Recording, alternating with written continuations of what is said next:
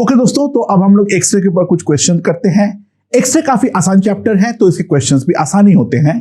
ठीक है, तो एकदम स्टार्टिंग पे तो एकदम ही बेसिक फंडामेंटल क्वेश्चंस लेंगे। धीरे धीरे जो है क्वेश्चंस का लेवल जो है हम बढ़ाते चले जाएंगे। तो एक एक करके लिखते हैं, लेट्स सी। पहला क्वेश्चन क्या बोला है, ध्यान दो। जो हमारा ऑपरेटिंग वोल्टेज है, ठीक है, हम जिस वोल्टेज पे ऑपरेट कर रहे हैं, जो हमारा EHT अप्लाई करते हैं हम लोग, राइट।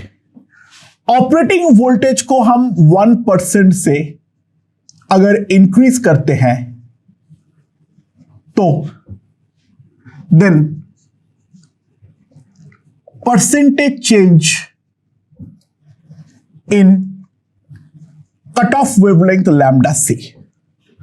अगर ऑपरेटिंग वोल्टेज को हम 1% से इंक्रीज करेंगे तो हमारा कट ऑफ वेवलेंथ जो है उसके साथ क्या होने वाला है।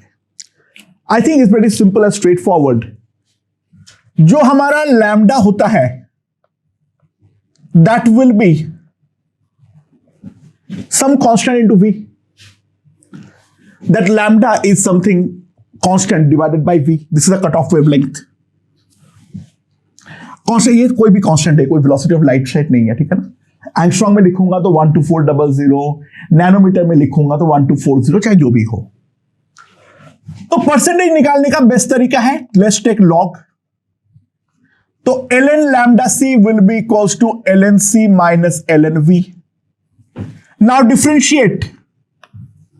तो d of lambda c by lambda c will be equals to minus dv by v. And change जो है वो बहुत ज्यादा स्मॉल है तो d को हम प्रैक्टिकली डेल्टा लिख सकते हैं। तो what I can see is delta lambda c by lambda c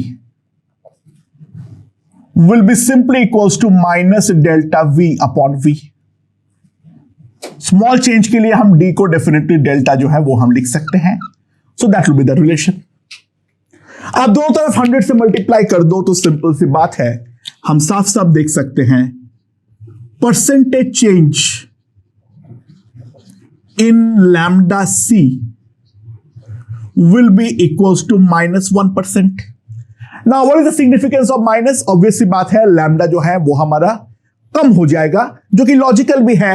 अगर हमारा अप्लाइड वोल्टेज बढ़ाऊंगा मैं तो सिंपल सी बात है, जो हमारा इलेक्ट्रॉन का काइनेटिक एनर्जी है वो बढ़ेगी, तो करस्पॉन्डिंग फोटोन की भी एनर्जी बढ़ेगी। एनर्जी अगर बढ़ती है तो वेवलेंथ जो है वो डेफिनेटली कम हो जाती है। तो हम लिखेंगे जो हमारा कट ऑफ वेवलेंथ है lambda C, that decreases by 1%। The cut off wavelength decreases by 1%। Pretty simple and straightforward question, मेरे ख्याल से समझ में आ चुका है। ओके, अगला क्वेश्चन देखते हैं क्या बोला है। ओके, ये वाले क्वेश्चन में बोला है अगर मैं एक्सरे ट्यूब के अक्रॉस 40 किलोवोल्ट में अप्लाई करता हूं तो जो मुझे मैक्सिमम फ्रीक्वेंसी मिलती है that is 9.7 into 10 to the power 18 hertz, then we have to find the Planck's constant. ठीक है, राइट। तो हम किस तरीके से करेंगे? अच्छा, ऑब्वियस सी बात है, जो V जो है वो अगर हमारा 40 kV है तो काइनेटिक एनर्जी ऑफ इलेक्ट्रॉन जो होगा that will B E into V, right. तो प्लैंक्स कांस्टेंट इनटू न्यू, क्योंकि वही वाला जो हमारा इलेक्ट्रॉन है उसका पूरा एनर्जी तो हमारा फोटोन में कन्वर्ट होगा, तो फोटोन का एनर्जी जो होगा वो होगा H into nu, that must be equals to E into V। तो हमारे पास H का जो वैल्यू आएगी E into V divided by new, ये हमारे पास आ जाएगा।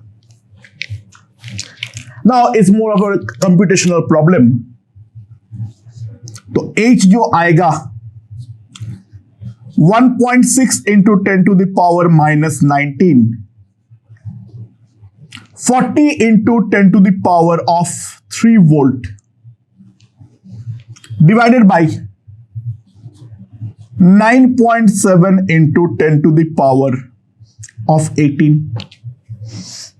अच्छा, ये तो लगभग 6 है, 40/6 आ जाएगा मेरे पास। ठीक है, तो 40/6 कितना आएगा? 6 से थोड़ा बड़ा है तो लास्ट में बड़ा कर दूंगा मैं। 40/6 मतलब है 20/3 यानी 6.67, तो ये अप्रोक्सीमेटली आ जाएगा 6.64 into 10⁻⁻34 SI units. Pretty simple and straight forward, मेरे ख्याल से समझ में आ चुका है। ओके ओके दोस्तों, अगला क्वेश्चन देखते हैं। A free atom of an iron emits K alpha X-rays of energy 6.4 kilo electron volt. Then find the recoil velocity, the recoil kinetic energy of the Fe atom. अच्छा, obviously बात है, जो हमारा x ray emit किया है, ये वाला x ray emit करने के पहले ये हमारा स्टेशनरी था। तो जैसे ही मान लो यहां से मेरा एक एक्सरे फोटोन बाहर जाता है, तो due to the conservation of momentum ये वाले को पीछे की तरफ जाना पड़ेगा with the velocity of v। तो इसका मास है मान लो m, ठीक है, इसका एनर्जी हमें दे रखा है E, 6.4 kilo electron volt, values तो हम लास्ट में पुट करेंगे। तो क्योंकि ये फोटोन है तो ऑब्वियस सी बात है, जो हमारा मोमेंटम होगा, that momentum of photon will be equals to E/c, and that will be equals to the momentum of Fe atom। जो हमारा Fe एटम का मोमेंटम होगा वो भी तो उतना ही होगा। तो ऑब्वियसली बात है, हम लिख सकते हैं जो m इंटू v है that is equals to E/c। तो इसका जो रिकॉइल वेलोसिटी होगा that will be equals to E/mc।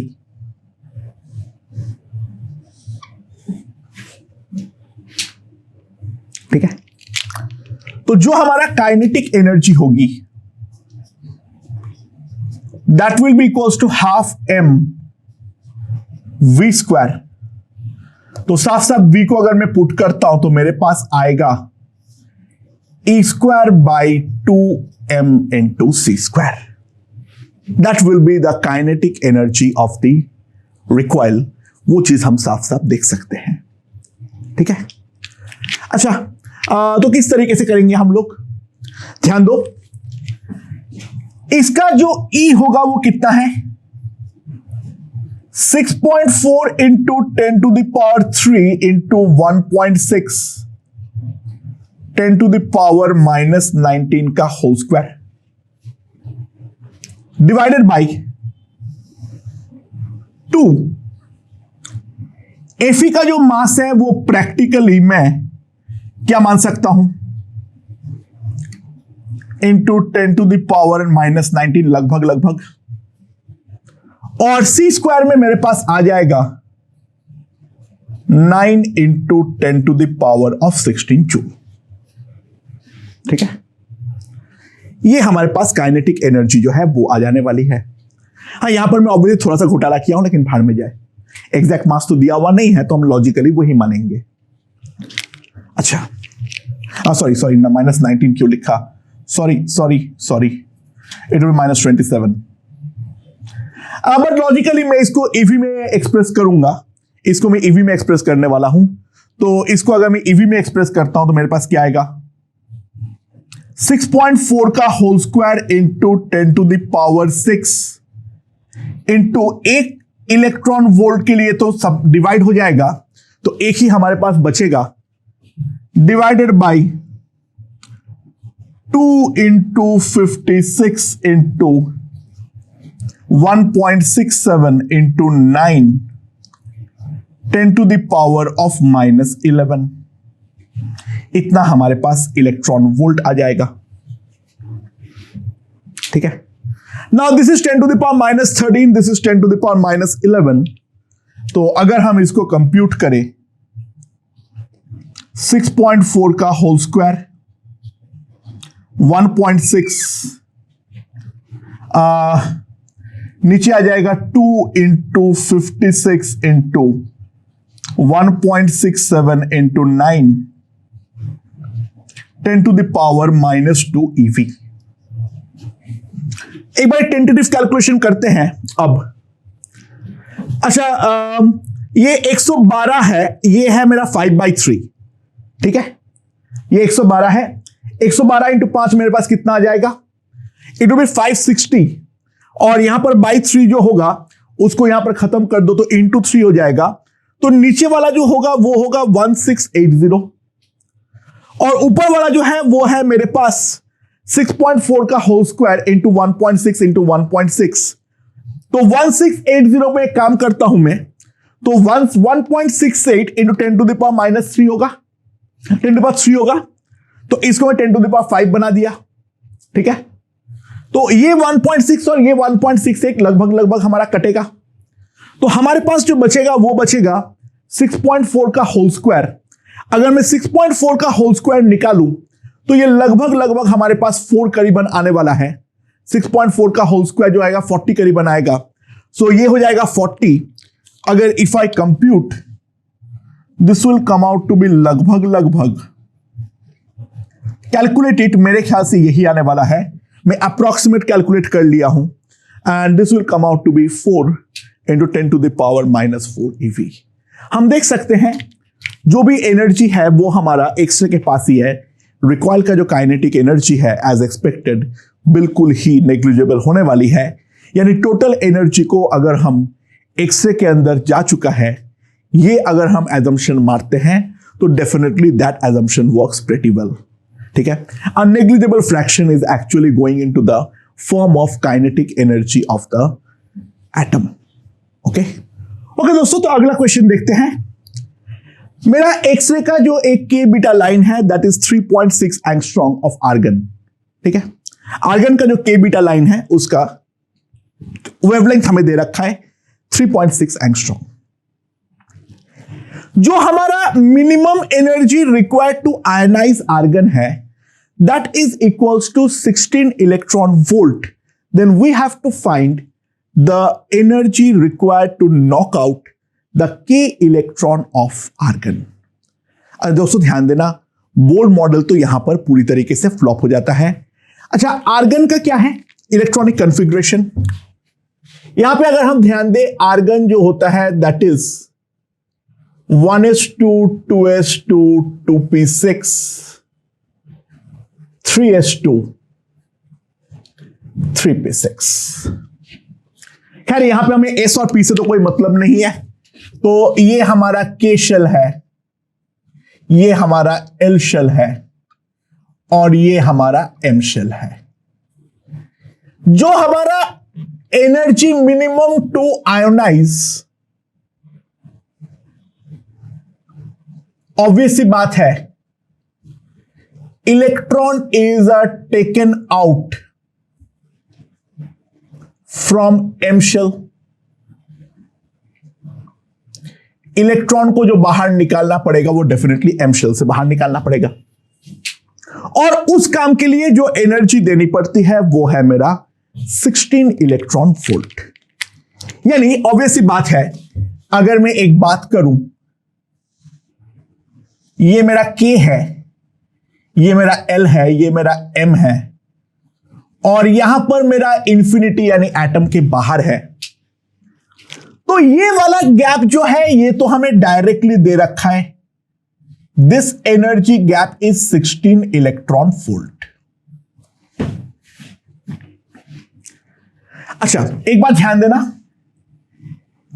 m का इलेक्ट्रॉन अगर केस पर कूदता है, दिस इज माई के बीटा लाइन, और इसके जो करस्पॉन्डिंग वेवलेंथ दे रखा है, तो यहां से मेरा ये वाला एनर्जी गैप E1 जो है वो मेरे पास आ जाएगा। ये जो हमारा के बीटा लाइन का वेवलेंथ है lambda, that lambda is equals to 3.6 angstrom. तो E1 जो होगा, ये वाला गैप जो होगा that will be AC by lambda. So E1 जो हमारे पास आएगा, ध्यान देना, 6.64 into 10 to the power minus 34, 3 into 10 to the power 8 divided by 3.6 into 10 to the power minus 10, और सब कुछ इलेक्ट्रॉन वोल्ट पे ही निकालना है, तो मैंने इससे डिवाइड कर दिया, तो इतना इलेक्ट्रॉन वोल्ट हमारे पास आएगा. And now if I compute मेरे पास कितना आएगा, 10 टू द पावर माइनस 29 हो जाएगा. ठीक है, -29 और ऊपर जाएगा 10 to the power 8, 10 to the power 37 होगा. तो यहां पर तो हमारे पास 10 टू द पावर 3 आ जाएगा. तो 6.64 into 3 by 1.6 into 3.6 kilo electron volt ये हमारे पास आएगा. ये अप्रोक्सीमेटली 2 है, ठीक है, और ये 1.8 है.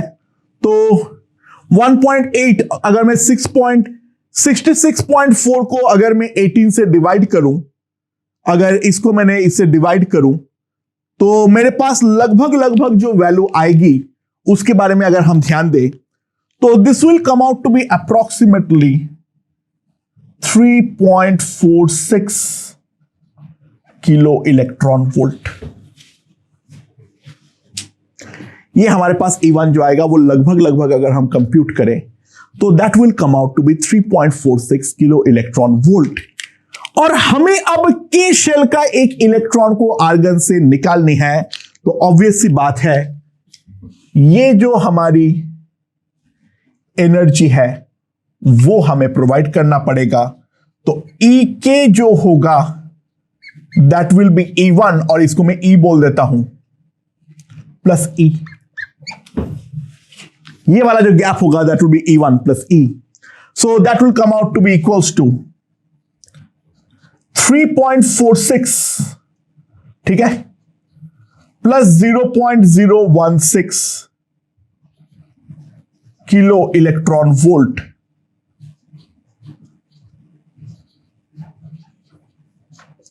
So the total energy required to throw out an electron from the K shell is approximately 3.476 kilo electron volt. Try to understand there is a drastic difference जो हम फर्स्ट शेल से इलेक्ट्रॉन निकाले या फिर जो हमारा आउटर शेल है उसमें से इलेक्ट्रॉन निकाले. Try to understand there is a very high drastic change. But ये वाला वैल्यू भी जो है ये एक्सरे के पॉइंट ऑफ व्यू से तो काफी कम है, आसानी से नॉकआउट कर सकता है, क्योंकि हम जो एक्सटर्नल वोल्टेज ही प्रोवाइड करते हैं वो मिनिमम 10 किलो वोल्ट तो करते ही करते हैं. Mainly up to 100 kilo volt हम अप्लाई करते हैं. तो अगर हम आर्गन के थ्रू पास करवाएं, के इलेक्ट्रॉन को नॉकआउट करना कोई बहुत बड़ी बात तो नहीं है, क्योंकि इलेक्ट्रॉन के पास तो सफिशिएंट एनर्जी होगी ये वाला पर्टिकुलर इलेक्ट्रॉन को नॉक ऑफ करके बाहर निकालने के लिए. ओके दोस्तों, तो अगला क्वेश्चन देखते हैं. हमें दे रखा है जो हाइड्रोजन का जो बमर सीरीज है, उस हाइड्रोजन का बमर सीरीज का जो सीरीज लिमिट है that is equals to 3644 angstrom. तो वो कौन सा एलिमेंट है जो हमारा कैरेक्टरिस्टिक वेवलेंथ का जो मिनिमम वेवलेंथ है जो 1 एंगस्ट्रॉम दे सकता है. We have to identify that particular element. तो किस तरीके से करेंगे, जो इंफॉर्मेशन हमें दिया हुआ है ध्यान दो. जो हमारा है bummer series,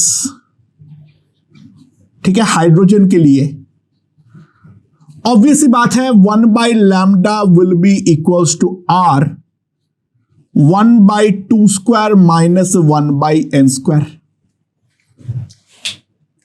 now series limit के लिए इस सीरीज का लिमिट निकालने के लिए सिंपल सी बात है, हम n को इंफिनिटी पुट करेंगे. So what we get is 1/3644 is equals to R/4. ठीक है, ये हमारे पास आ जाएगा। तो R का जो वैल्यू है वो अपना सुटेबल यूनिट में आ जाएगा 1/911। ठीक है,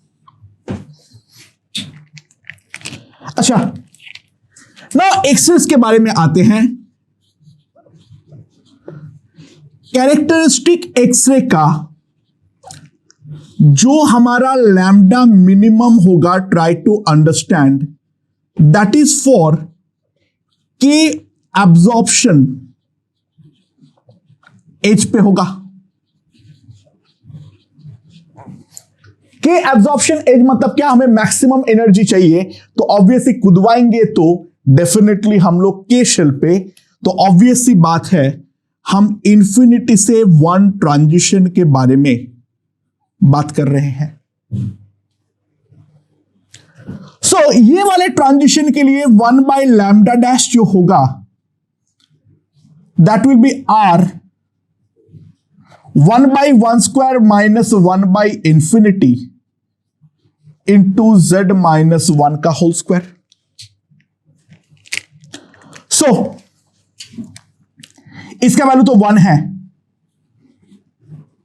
तो Z-1 का होल स्क्वायर का वैल्यू आएगा 1/R, दैट विल बी 991, यानी Z-1 जो आ जाएगा मेरे पास। अच्छा ध्यान दो, यहां पर भी एंगस्ट्रॉम था, यहां पर भी एंगस्ट्रॉम था, इसलिए मैंने बोला जो सुटेबल यूनिट पर मैंने लिख दिया, सुटेबल यूनिट पे मैंने लिख दिया। ठीक है, दैट इज √911। अगर मैं √911 निकालने जाऊं तो मेरे पास आ जाएगा यहां पर पहले 31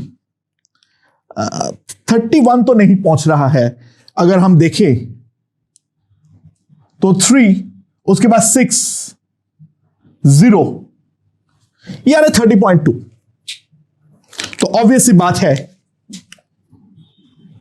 Z-1, क्योंकि वो तो हमारा इंटीजर होना चाहिए, तो Z जो आ जाएगा that will be equals to 31।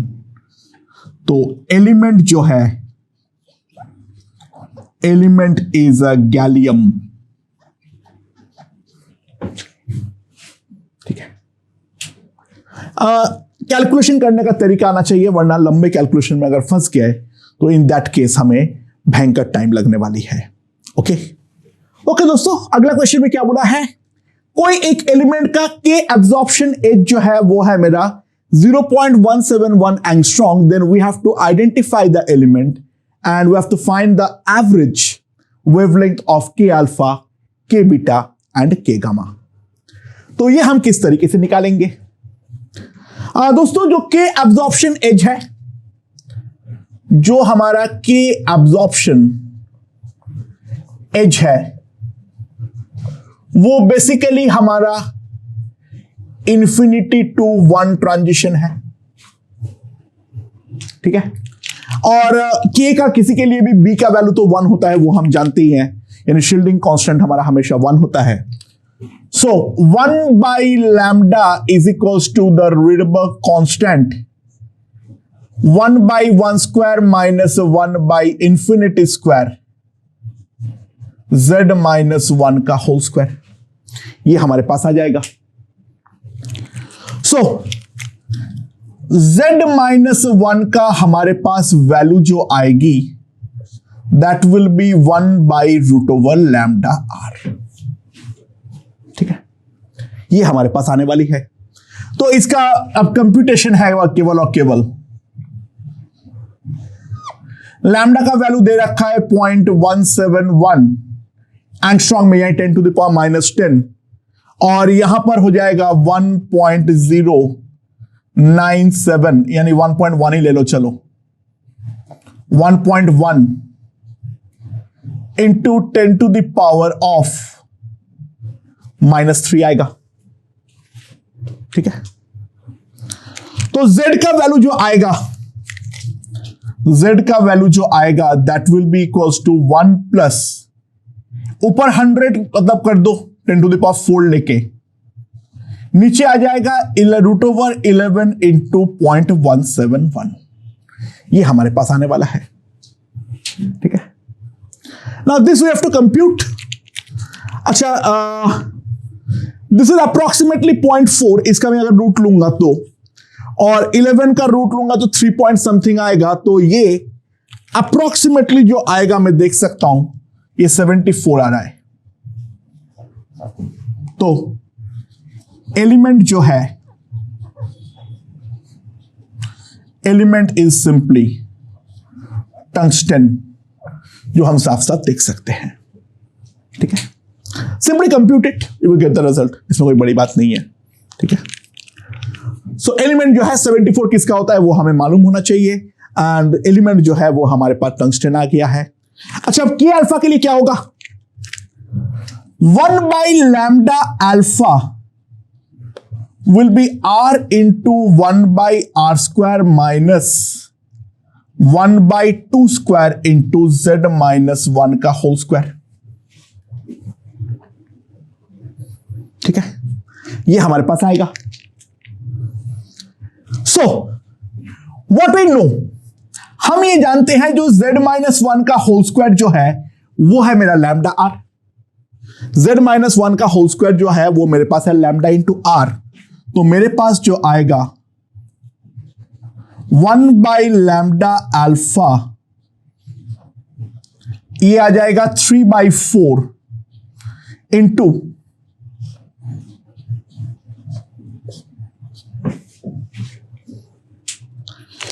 so lambda alpha will be equals to 4λ/3। By similar logic lambda beta जो आएगा यहां पर आ जाएगा 1/3², तो यह आ जाएगा 1/9।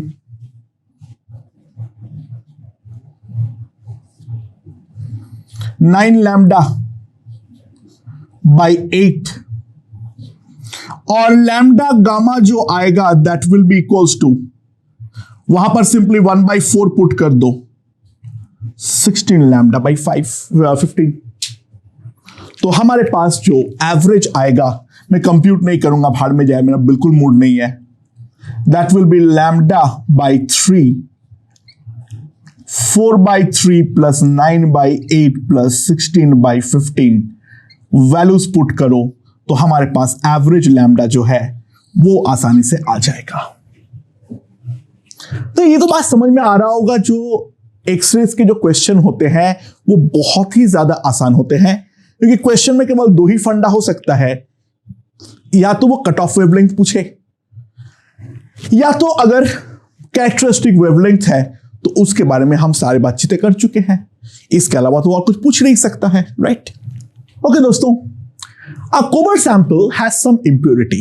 ठीक है, कोबाल्ट हमारा मेन टारगेटेड एलिमेंट है, और उसके अंदर एक सर्टेन इंप्यूरिटी है, जिस कारण पे हमें कोबाल्ट का एक स्ट्रॉन्ग के अल्फा लाइन एट 225 पिकोमीटर जो है वो तो दिखाई दे ही रहा है, साथ में एक दूसरा कैरेक्टरिस्टिक के अल्फा मिल रहा है, that is a very weak, क्योंकि इंटेंसिटी कम होंगे, इंप्यूरिटी का अमाउंट कम है, उसका हमें मिला 100 पिकोमीटर। तो we have to identify the element. ठीक है, कौन सा एलिमेंट जो है वो हमारा इंप्यूरिटी के फॉर्म में है, तो हम किस तरीके से करेंगे? आई think it's very simple and straight forward. Obviously बात है, जो हमारा रूट न्यू होता है वो होता है a इंटू z-1 फॉर के अल्फा। के अल्फा के लिए b हमारा 1 है, तो ऑब्वियसली बात है, अगर हम देखें 1/√λ इज प्रोपोर्शनल टू z-1। 1/√λ जो होगा वो मेरा z-1 के साथ प्रोपोर्शनल है। सो दोस्तों, बहुत सिंपल सी बात है, √225/100 will be z-1 divided by 27 - 1। Right, pretty simple question, simply मैंने डिवाइड कर दिया। सो z-1 विल बी, यहां पर हो जाएगा मेरे पास 26 इंटू, ये हो गया 9/4, उसका रूट जो है वो मेरा 3/2 है, तो ये मेरे पास 39 आएगा। तो z जो होगा दैट विल बी 40। तो जो हमारा इंप्योरिटी है उसका एटॉमिक नंबर हमारा 40 है। तो सिंपल सी बात है, impurity is a zirconium Zr। या प्योरिटी तो रटा हुआ होना चाहिए, मैं ऐसे इसीलिए पूछ रहा हूं, ठीक है ना, एग्जाम में प्रोबेबली दिया हुआ हो, फिर भी ये सब चीजें याद तो होनी चाहिए। यहां पर इंप्योरिटी जो है that impurity is zirconium. Atomic number 40 किसका होता है, ये सब चीजें मालूम तो होनी चाहिए। हमारा पीरियोडिक टेबल जो है वो पूरी तरीके से हमें याद तो हर हाल पे होना ही चाहिए बेटा। मैं केमिस्ट्री पॉइंट ऑफ व्यू से मैं बात कर रहा हूं। ओके दोस्तों, अगला क्वेश्चन देखते हैं। इस क्वेश्चन में क्या बोला है, मेरा एक टारगेट एलिमेंट जो है वो मेरा फिक्स्ड है एनोड का। जब मैं अप्लाइंग वोल्टेज जो है वो मैं 10 kV से बढ़ा के 20 kV करता हूं, तो मैंने देखा जो मेरा कट ऑफ वेवलेंथ और के अल्फा लाइन के बीच का गैप है वो मेरा 3 टाइम्स से चेंज हो रहा है।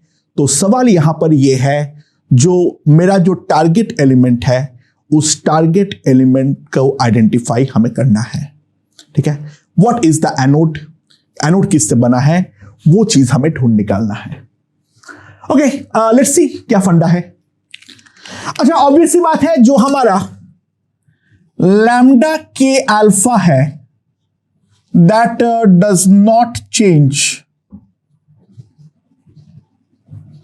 With the applied voltage V, यानी बाहर से मैं कितना वोल्टेज अप्लाई कर रहा हूं उस बात से मेरा जो के अल्फा लाइन है उसका वेवलेंथ पे कोई इफेक्ट डेफिनेटली नहीं पड़ेगा। अच्छा, लैम्डा कट ऑफ जो होता है that I know equals to 12400 by V in angstrom, ठीक है। सो दोस्तों, जो मेरा इनिशियल लैम्डा कट ऑफ था वो कितना था, 12400 by 10 into 10 to the power of 3 angstrom. तो ये मेरे पास कितना आ जाएगा, ये आ जाएगा मेरे पास 1.24 एंगस्ट्रॉम, राइट। ओके, और जो हमारा लैम्डा कट ऑफ का फाइनल वैल्यू होगा that will be 1400 by 20 into 10 to the power of 3 angstrom, that is 0.62 angstrom, ठीक है। ओके, तो इनिशियली जो डिफरेंस था, ऑब्वियसली के वेवलेंथ का लैम्डा बड़ा होता है, जो lambda K alpha minus lambda C initial, पहले मेरा ये डिफरेंस था, और बाद में जो ये गैप क्रिएट हुआ है that is lambda K alpha minus lambda C final. तो दोस्तों, जो इंफॉर्मेशन हमें दे रखा है ये वाला जो डिफरेंस है वो इनिशियल का 3 टाइम्स है। सो दोस्तों ध्यान दो, 2 into के अल्फा जो हमारे पास आएगा that will be 3 lambda C initial minus lambda cut off final, ये हमारे पास आने वाला है। And if I compute this will be equals to 3 into 1.24 minus 0.62 angstrom, तो 0.62 into 5 that is 3.1 angstrom। तो ये मेरे पास जो है लैम्डा अल्फा का वैल्यू जो है, के अल्फा का जो सॉरी क्या लिखा मैंने, हाँ, lambda K alpha that is 3.1। तो के अल्फा का जो वेवलेंथ होगा lambda K alpha that is equals to 1.55 angstrom, So that value I know. But एक चीज मैं और भी जानता हूं, जो K alpha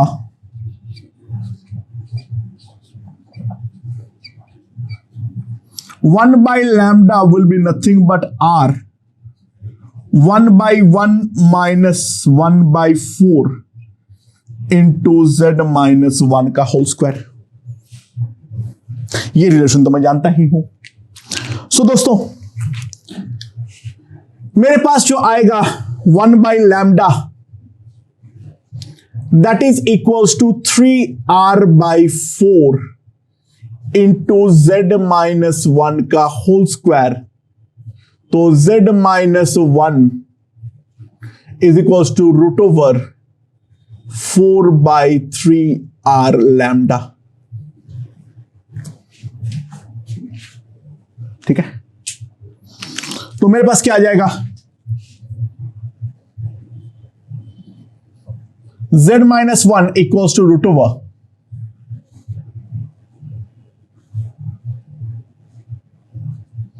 3, R का value 1.1 into 10 to the power of sorry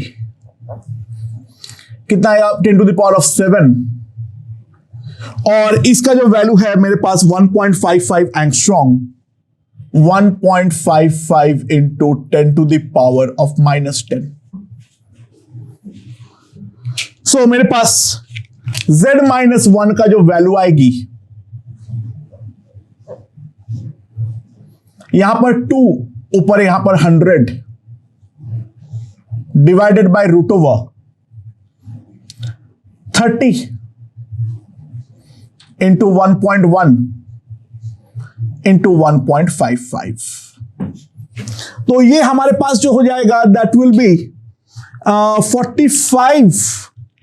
यहां पर लगभग ये 50 है, तो यहां पर ये लगभग हमारा 55 है, तो 7.5 टाइप्स जो है वो हमारा सोच सकते हैं। इनफैक्ट 8 मान लो, ठीक है, उसे थोड़ा सा छोटा आएगा, तो यहां पर लगभग जो वैल्यू है that will come out to be 28। तो Z का जो वैल्यू आएगी that will be 29। That implies the element is copper, यानी जो हमारा टारगेट है वो टारगेट हमारा कॉपर के सहारे बना हुआ है। ओके ओके दोस्तों, so we are given a graph of intensity versus 1 by lambda। A part of the graph is drawn, यानी ग्राफ का हर कैरेक्टरिस्टिक को नहीं दिखाया हुआ है। ये बोला है जो ये दो स्पाइक्स है, ये एक के अल्फा का स्पाइक है और एक के बीटा का स्पाइक है, और इसके वैल्यूज जो है वो हमारा दिया हुआ है। 1 by lambda जो है वो हमारा एंगस्ट्रॉम इनवर्स में दिया हुआ है। तो सवाल ये है जो एक्सीलरेटिंग पोटेंशियल डिफरेंस है वो हमारा कितना है। ठीक है, पहला क्वेश्चन, इन दोनों में से कौन सा के अल्फा है, और जो हमारा टारगेट एटम है वो टारगेट एटम यानी एलिमेंट को हमें आइडेंटिफाई यहां पर करना पड़ेगा। ओके, पहली बात ध्यान देना, अच्छा ऑब्वियस सी बात है, ये वाला पॉइंट जो दिखा रहा है वो है लैम्डा टेंडिंग टू इंफिनिटी, तभी तो 1 by lambda 0 हुआ है, तो ये पॉइंट तो मेरा कोई काम का है ही नहीं। यहां पे पूरा ग्राफ फ्लिप मारा है, इस बात को समझने का ट्राई करो, क्योंकि यहां पर तो वो उसने 1 by lambda प्लॉट करके रखा हुआ है। सो ये वाला जो है this is 1 by lambda cut off, क्योंकि 1 by lambda का जो मैक्सिमम वैल्यू है वो लैम्डा का मिनिमम वैल्यू को करस्पॉन्ड करेगा, तो this is the minimum possible lambda, क्योंकि उसके बाद तो इंटेंसिटी जो है वो हमारा हमेशा 0 है। तो ऑब्वियस सी बात है 1 by lambda c जो है that is 8.06 into 10 to the power of 10 metre. 1 by lambda c का जो वैल्यू आएगा ये एंगस्ट्रॉम इनवर्स में है, यानी 10 to the power 10 पे जाएगा। So 1 by lambda c is equals to 10 to the power 10 meter. Now we know जो v होता है that is equals to 124 sorry हाँ, बाई लैम्डा, क्या लिख रहा हूं, सॉरी, जो हमारा लैम्डा होता है वो होता है 12400 इन एंगस्ट्रॉम। ठीक है, ये हमारे पास आने वाला है। तो वोल्ट जो आएगा मेरे पास,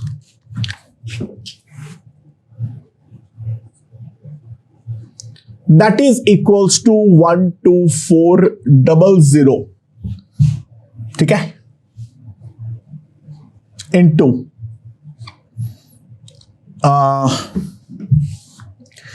कितना आ जाएगा मेरे पास, 1/λ, ये हमारे पास आ जाएगा। हाँ, बट ये वाला चीज हमारा एंगस्ट्रॉम में देता है, तो ऑब्वियस सी बात है इंटू 10⁻⁻10 करना मत भूलो, क्योंकि अब तो हम मीटर में पुट करने वाले हैं।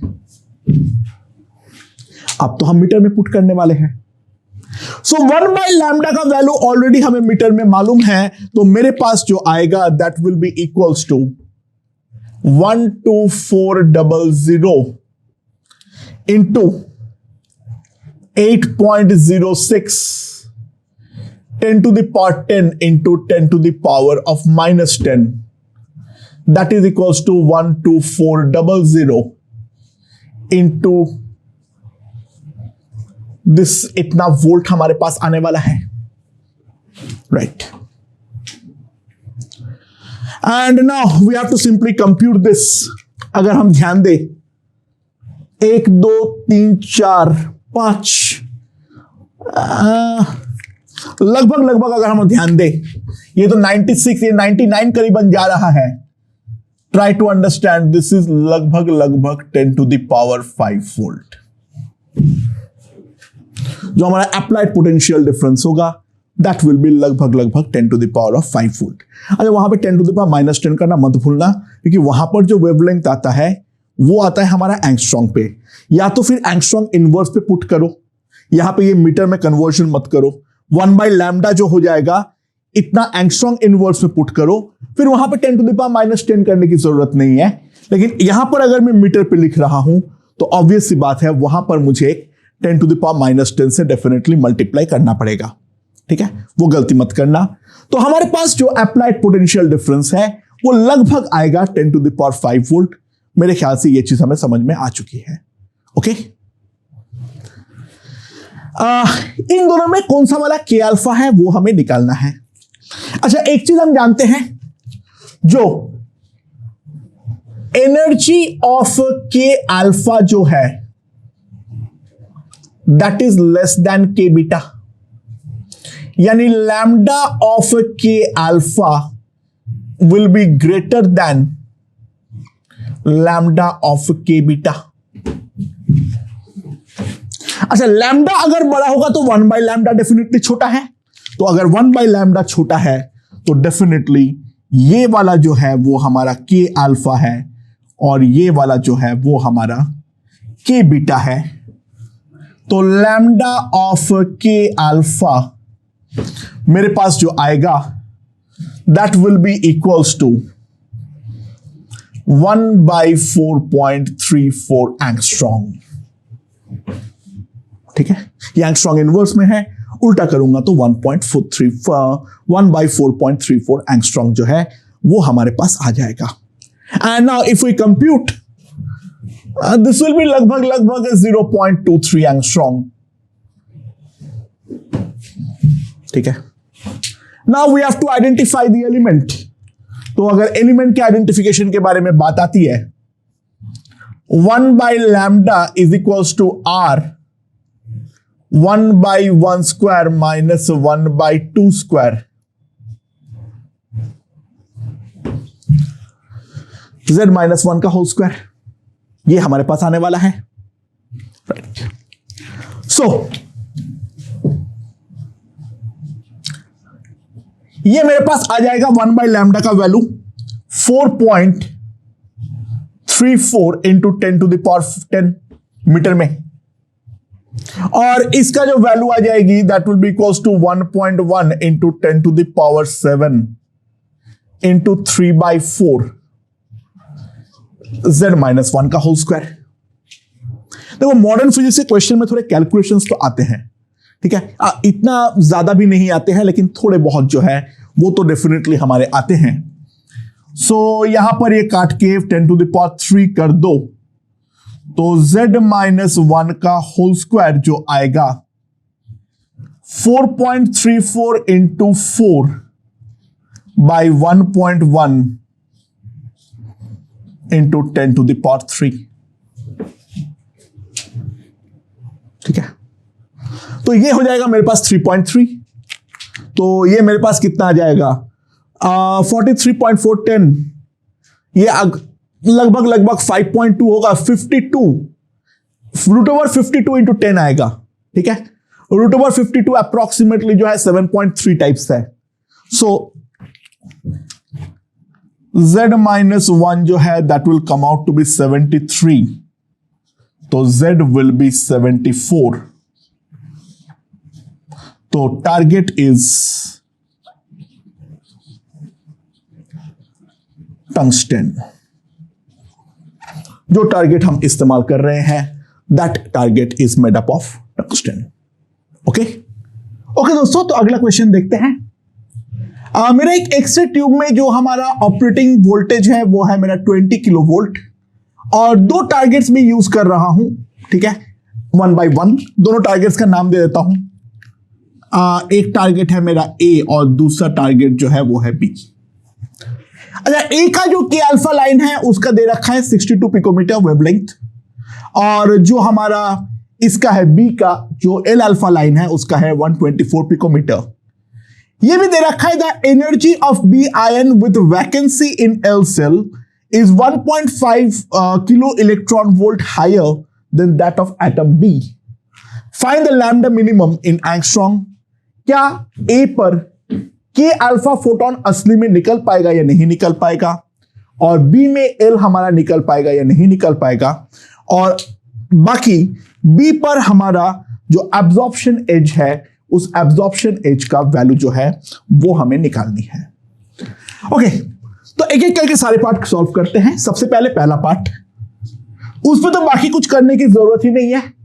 जो हमारा लैम्डा मिनिमम होगा that will be simply 12400 by 20 into 10 to the power 3 in angstrom। तो यहां पर अगर हम ध्यान दें तो कितना हो जाएगा मेरे पास 0.62 angstrom। So that is the minimum wavelength। ठीक है, और एग्जैक्टली मिनिमम वेवलेंथ तो हम जानते हैं कभी भी नहीं मिलता है। Please try to understand.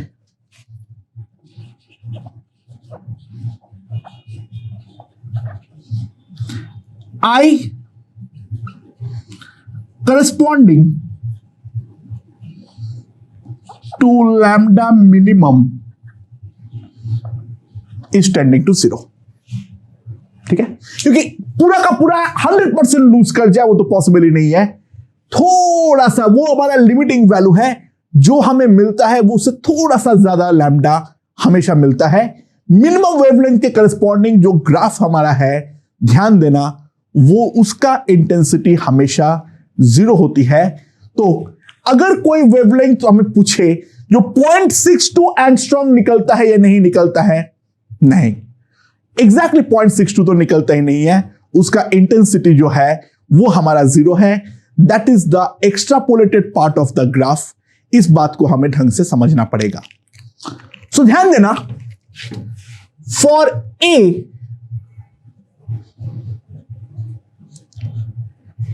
के अल्फा एग्जैक्टली 0.62 एंगस्ट्रॉम है। 62 पिकोमीटर, पिकोमीटर मतलब 10 to the power -12, तो के अल्फा एग्जैक्टली 0.62 एंगस्ट्रॉम है। So it will not be observed. अच्छा, ट्राई टू अंडरस्टैंड। ए का पूरा के सीरीज जो है वो हमारा मिसिंग रहेगा। अगर के अल्फा ही हम नहीं निकाल पाए हैं तो के बीटा या के गामा निकालने का सवाल पैदा ही नहीं होता है। ए के लिए हम सिंपल लिख सकते हैं the whole K series will be missing in A. ये बात तो निश्चित है, ठीक है। अच्छा, can L photons be emitted by B? क्या एल फोटॉन्स हम बी से निकाल पाएंगे या नहीं निकाल पाएंगे, इसके बारे में हमें पूछा है। तो जो हमारा एल बीटा है, तो बी के लिए बहुत सिंपल सी बात है, फॉर बी जो हमारा एल अल्फा है that will be equals to कितना, 1.24 angstrom, and that is well above 0.62 angstrom. तो सिंपल सी बात है, L photons will come out for B. ये बात तो निश्चित है, जो बी के लिए एल फोटॉन्स जो है वो तो डेफिनेटली हमारा बाहर निकलेगा, दैट्स फॉर श्योर।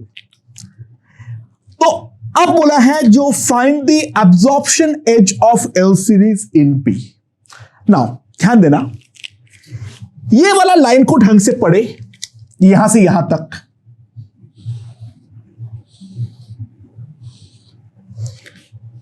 जो हमारा बी आयन का एनर्जी है वो बी एटम के एनर्जी से कितना ज्यादा है, 1.5 किलो इलेक्ट्रॉन वोल्ट। उसका रीजन ये है, जो सिंपल सी बात है, जो इलेक्ट्रॉन पहले हमारा एल शेल में था, इलेक्ट्रॉन इन एल शेल, वो हमारा गया है इंफिनिटी पे, और बाकी तो सब कुछ एग्जैक्टली आइडेंटिकल है, केवल एक ही इलेक्ट्रॉन तो एल शेल से इंफिनिटी पर गया है। तो दोस्तों, एनर्जी ऑफ एल शेल जो होगा -15.5 kilo electron volt. This is the energy of the L shell. सबसे पहले इस बात को समझने का ट्राई करो। तो ये हमारा ई शेल का, जो हमारा इंफिनिटी को जीरो मानते हुए एल शेल का एनर्जी जो होगा दैट विल बी -15.5। तभी तो इलेक्ट्रॉन जब एल से इंफिनिटी पे गया है, एनर्जी पर इतना डिफरेंस जो है वो हमारा आई है। तो ऑब्वियस सी बात है, जो हमारा एल अब्जॉर्प्शन एज होगा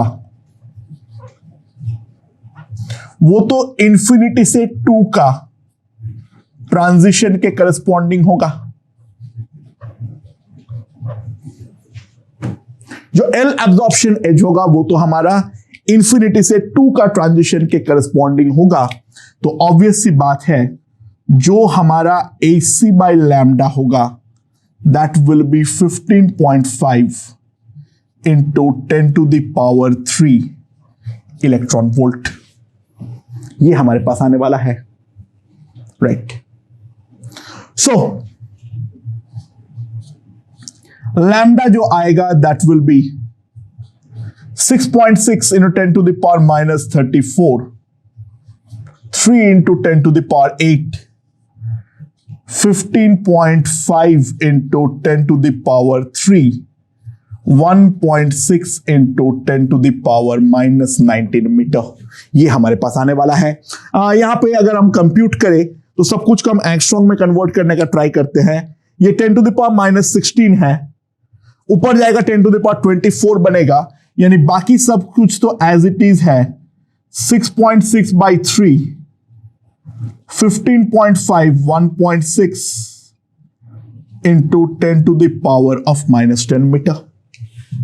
ये लगभग अगर हम देखें 5 है, ये 8 है, थोड़ा सा बढ़ाओ, यहां पर तो थोड़ा सा, यहां पे अगर 66 को मैं अगर 8 से थोड़ा सा बढ़ाता हूं तो ये हमारे पास लगभग लगभग जो आ जाएगा दैट विल बी 0.8 एंगस्ट्रॉम। ठीक है, तो जो एल एब्जॉर्प्शन एज आएगा वो मेरा आएगा 0.8 एंगस्ट्रॉम में। मेरे ख्याल से ये समझ में आया है। ठीक है, this was the most important information regarding this. इस चीज को इंटरप्रेट करना हमें ढंग से आना चाहिए। प्रॉब्लम हुई तो ये वाला पार्ट को वापस रिवाइंड करके एक बार चेक करो। ओके ओके दोस्तों, लास्ट क्वेश्चन है। ठीक है, एक्सेस के regarding. The vanadium has a L absorption edge at 2.4 nanometre. So the question is find the binding energy of the K electron. ठीक है, अच्छा, बाइंडिंग एनर्जी मतलब क्या है? वो एनर्जी जिसको के इलेक्ट्रॉन को देने पर हमारा वो इलेक्ट्रॉन इंफिनिटी पर पहुंच जाएगा। अच्छा, ऑब्वियस सी बात है, जो हमारा एल एब्जॉर्प्शन एज होगा वो एल एब्जॉर्प्शन एज इंफिनिटी से 2 का ट्रांजिशन दिखाता है।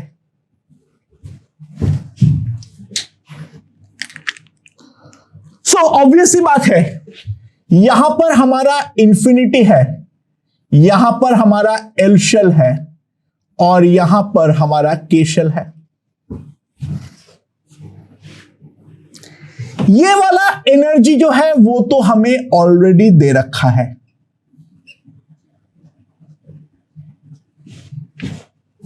ठीक है, और ये वाला जो एनर्जी होगा that will be equals to AC by lambda L. Lambda L ये वाला है 2.4 नैनोमीटर। ठीक है, और ये वाला ट्रांजिशन जो है, try to understand, this is corresponding to K alpha.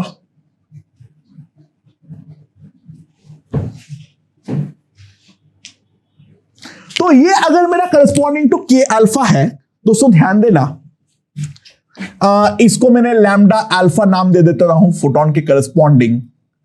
1 by lambda alpha is equals to R Z-1 का होल स्क्वायर 1 माइनस 1 बाई 4।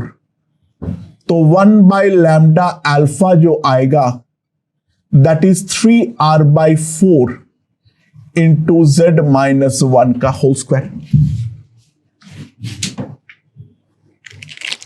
सो ये वाले के करस्पॉन्डिंग एनर्जी को अगर मैं E1 बोलता हूं